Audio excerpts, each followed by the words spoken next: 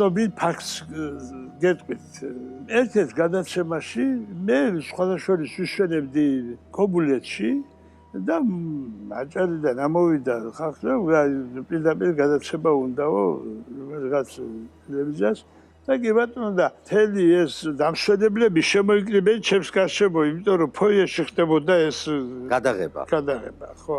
ვეუბნები რომ მე ამ ხნის კაცს უფრო კარგად მახსოვს ჩემი განვლილი ცხოვრება.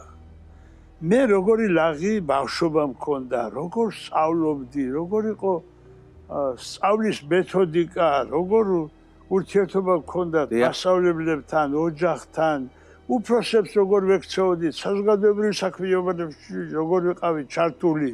ამას ვეუბნები და საქართველოს უფრო განათებული იყო, უფრო გასხიოსნებული იყო, უფრო პატრიოტული გზნობით იყო გავსებული ქალაქი.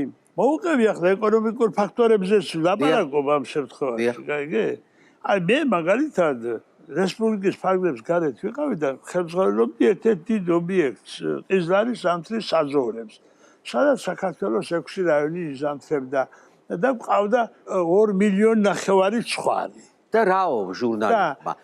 იმან მითხრა რომ მე რო ვუთხარ 2,5 მილიონი ცხვარი პირადად მეთქი აი ჩემს პრობლემაში იყო იქ ვისაც მე ხელმძღვანელობდი იმენობებს და კოლმენობებს ხო და ამას ვაძლევდა მე მგონია რომ მე ამას ვარწმუნებ იმ კაცს ხო და შენ რამდენ ბატკანს ჭამდიო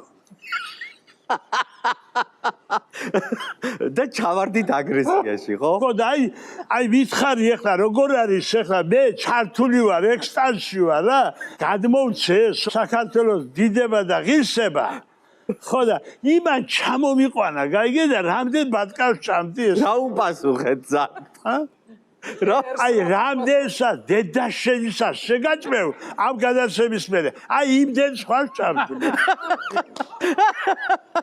აი მეტი რა უნდა მეპასუხა გია მითხარი რა აი როგორ შეიძლება აი მე ესე იგი როლში ვარ შეჭრილი მაგალითად ოტელო რო ახშობს დეზდემონას მეხუთე მოქმედებაში ხო და წაჭერილი ვარ ხელში და მოვიდეს მოდი მოხაშული წამლი არგის და რო უთხრას ვიღაცა მაგაგი ხორავას ხო გაგიჟდება რა